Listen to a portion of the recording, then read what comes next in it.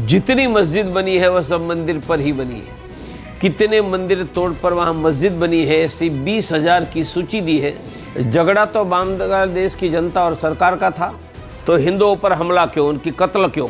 मेरा कहना है हिंदुओं के नाम लेने वालों को बांग्लादेश में जाकर भी मारो। इजराइल जैसी हिंदुओं की रक्षा करने वाली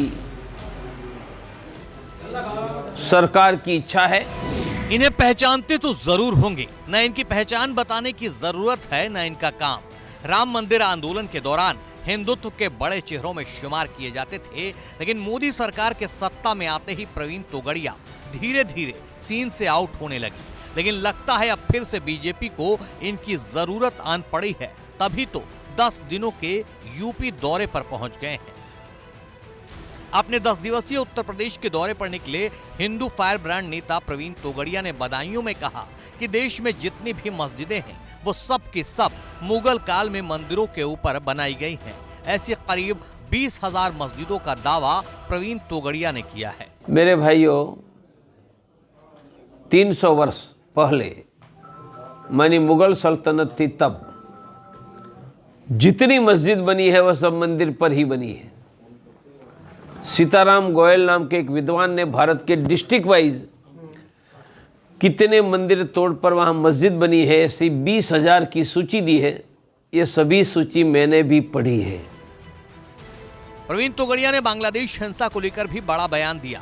अगर झगड़ा बांग्लादेश सरकार से था तो हिंदुओं को क्यों कत्ल किया गया?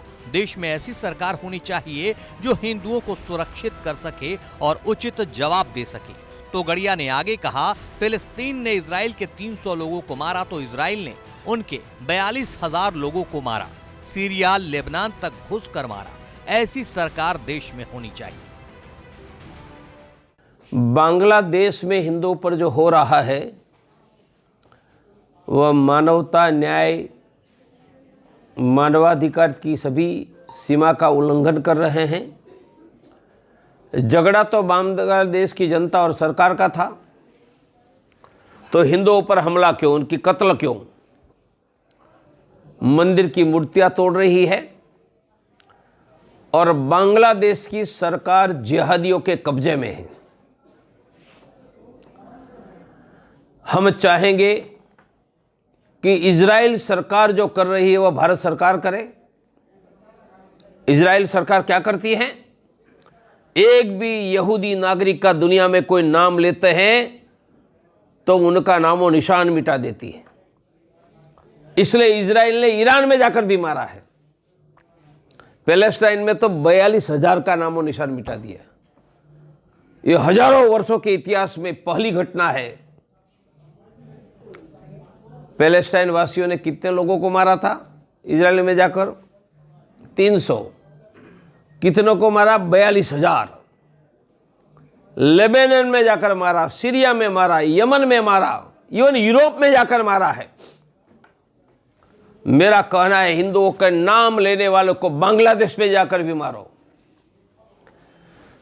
पाकिस्तान, अफगानिस्तान, दुनिया के किसी हिस्से में जाकर मारो। हमें इजराइल जैसी हिंदुओं की रक्षा करने वाली सरकार की इच्छा है।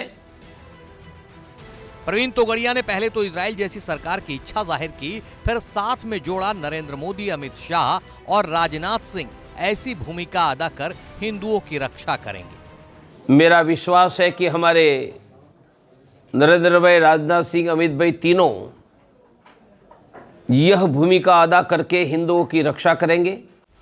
प्रयागराज में साल 2025 से महाकुंभ की शुरुआत होने वाली है। प्रवीण तोगड़िया ने योगी सरकार की तारीफ करते हुए कुंभ में आने वालों के लिए बजरंग दल की तरफ से की जाने वाली खास व्यवस्थाओं की भी जानकारी दी।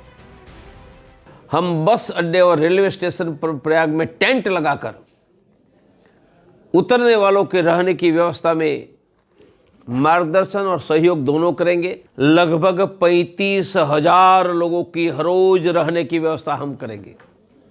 रहने की व्यवस्था मानी गद्दा देंगे, कंबल देंगे, मोबाइल चार्जिंग की व्यवस्था देंगे। मोबाइल चोरी न हो जाए तो जेब में रखने के लिए पावर बैंक कि बैंक बनाएंगे। बैंक माने डिपॉजिट लेकर पावर बैंक देंगे, पावर बैंक वापस तो डिपॉजिट वापस।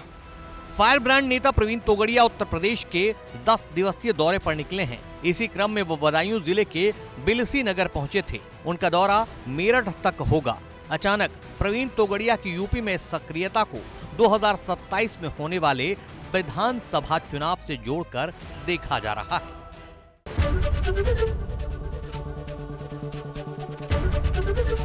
एबीपी गंगा, खबर आपकी, जुबान आपकी।